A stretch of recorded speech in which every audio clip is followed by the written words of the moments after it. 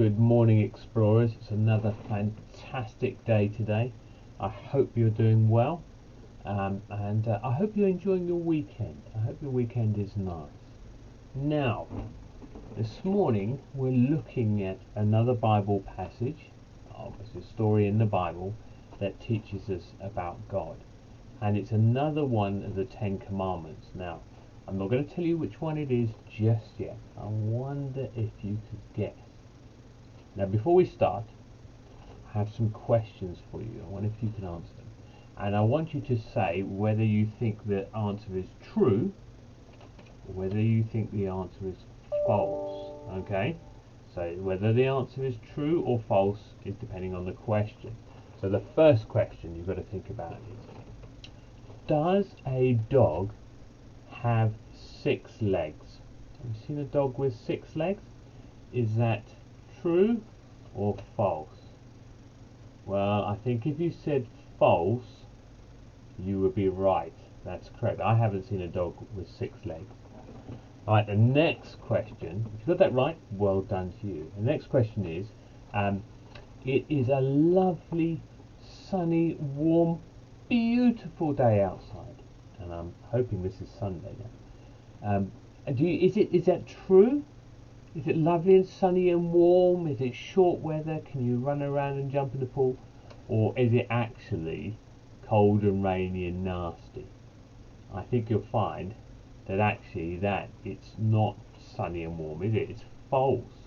Another false one. It's not really warm and sunny. I'm not really telling the truth, am I? So I wonder if you can think what the commandment is this week we're looking at. Yeah, and if you said it's do not lie, you are right. We're looking at the 9th commandment in the Bible, and it's do not lie. Now the story we're going to look at today is a story from the New Testament, alright, and it's where the people of God, the church has just started, they're just getting together, and they're looking to help and support and grow the church, and God is really helping them and wants them to do things right, alright, to look after each other. So during that time there were lots of different people who joined the church. There were people who were very rich, but there were also people who were very poor, and the church was really good at sharing. So the people who had more, they shared with the people who have less. So it's a bit like, if you know people who are struggling or who maybe don't have food, we help them with food, and that's what the food bank does. The food bank at church helps people who don't have food to have food so that they can eat. Alright? So this is what the church, God wants the church to do. The church is to look after each other and take care of each other. So one of those is to share, alright, and to do things. So there was a man at that time within the group called Barnabas, and he really wanted to help, and he had a field, alright, he had a field, it was his field, and he went and he sold the field, and he got paid lots of money, and he took that money and he gave it to the apostles, who were the people who were looking after the church at that time, and he said, here, I'm giving you this money because I want you to use it to help the other people, to help other Christians. And they were going, that's really kind of you, thank you very much, really good. Alright, and that was a great thing. It was a great thing to do. Absolutely. He'd seen that there were people in need and he'd given money to help them. But there were another 2 people in there called Ananias and Sapphira. Alright, and they'd seen how everyone had been thanking Barnabas and been really nice to him, and they thought, you know what, we'd like a bit of that too. We'd like to, people to say how great we are. And they also had a field. So they also went and sold that field, and they got some money for it. But the big difference, here you can see, there's Ananias and Sapphira, and they've got their money, and they seem to be struggling over it, don't they? They seem to be going, what am I going to do with this money? And actually what they did is they kept some themselves, which is they were allowed to do. It's their money. So they kept some aside, and then Ananias took the rest of the money and he gave it to the apostle Peter, who was looking after it. He said, here you go, here's all the money, listen, all the money we got from the field that we sold. Now, was that true or was it false? Did he actually lie? Was it all the money? Now, who do you think knew that Ananias was lying there? Who do you think actually knew how much he got for that field? If you said God, you were right. God knew exactly what was going on. He knew that Ananias and Sapphira had lied, that it actually wasn't true, that they hadn't given everything to the church. They just said so people would think that they were really generous and great. And it's a terrible thing, because that's sin in their hearts that was saying, actually, you know what? Don't give everything. Pretend you're giving everything. Pretend you're doing all this for God, and people will thank you, and you'll feel great about it. So there's like lots of things, pride, and lying, and all those things. But God knew everything, and God told Peter, and Peter knew, and Peter said to Ananias, are you sure this is everything? Ananias said, yes, oh absolutely, everything we got from the field I'm giving to the church. And you can see here in this picture, there he is, everything he had, he said, we got from the sale, he gave to Peter. And you see the people very happy in the background, aren't they? And then Peter said, well, we know that's a lie. We know because God told us. And something happened really sad. Ananias died instantly. And we don't know if that was God's judgment or why it happened, but he died straight away. So it's very sad. So he was taken away, and then a little while later his wife arrived, who didn't know anything about this. Sapphira, there she is, coming to Peter, and she's going, hey, how is everyone? Yep, did you get the money from the field? You know, we're so glad to give all our money to you so you can use it. And Peter said, is that true? Did you really give all the money? Yes, absolutely. I wonder, was she telling the truth, or was she telling a lie? Was it true, or was it false what she said? And we know that it was false, wasn't it? We know that she was telling a lie.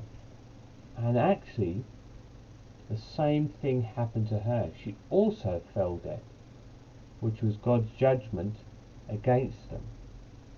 And God is a bit like that. He doesn't like us. He gave us the 10 Commandments to look after us, to make us people that he could use, and he doesn't like it when we lie, because it hurts ourselves. It hurts God firstly. He doesn't like it. It hurts ourselves, and it also hurts the people around us. And lying is very difficult because lots of people lie. We all lie, and we need to say sorry to God for that, and we need to try really hard not to lie, to try and tell the truth, because that's what God wants us to do. Alright, he does it because he loves us and he cares for us, and he wants the best for us, and that's why he gave us the 10 Commandments. Alright, so I hope you're having a great day. Think about it. Think about how you talk to people and what you say, and whether you tell the truth, or maybe you tell a lie, or you tell false stories.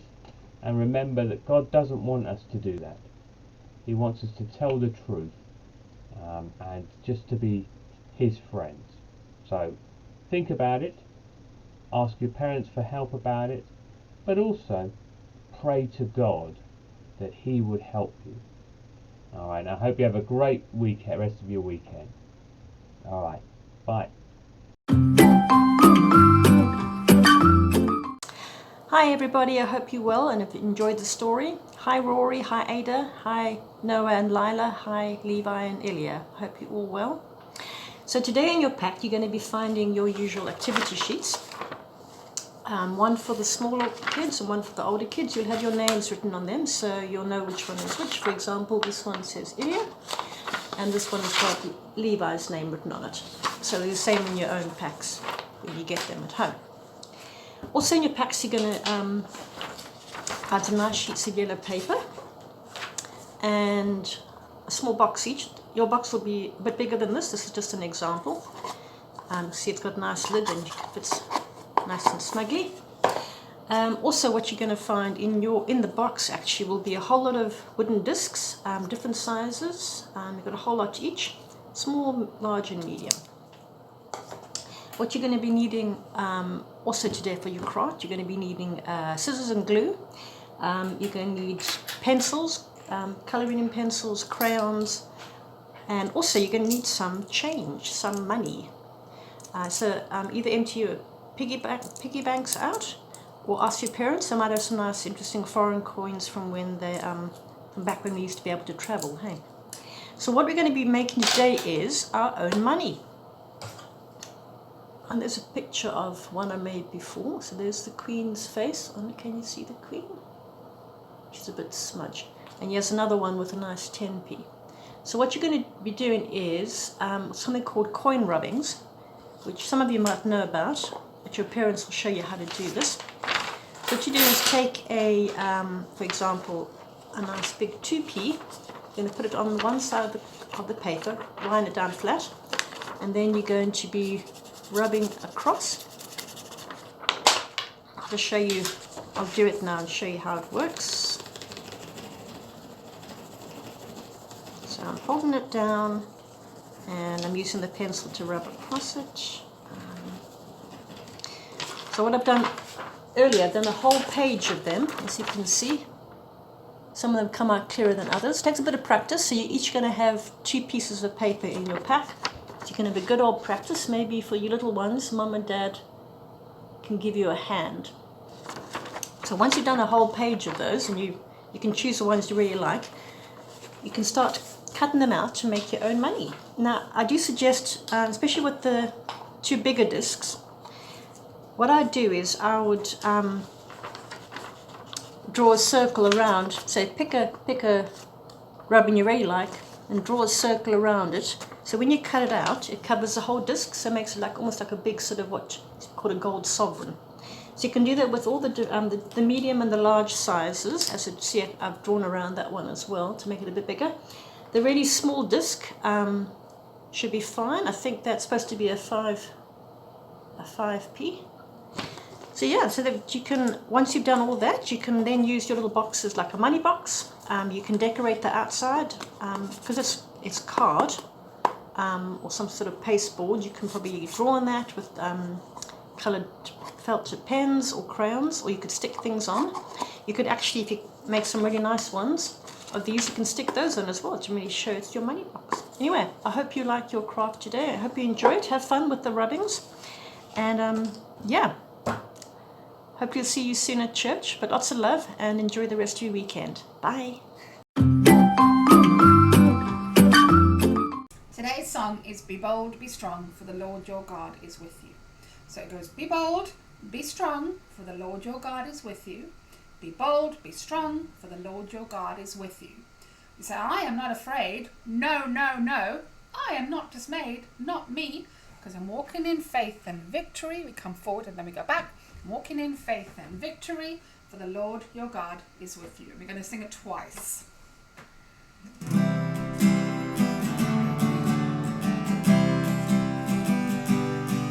Be bold, be strong, for the Lord your God is with you. Be bold, be strong, for the Lord your God is with you. I am not afraid. No, no, no. I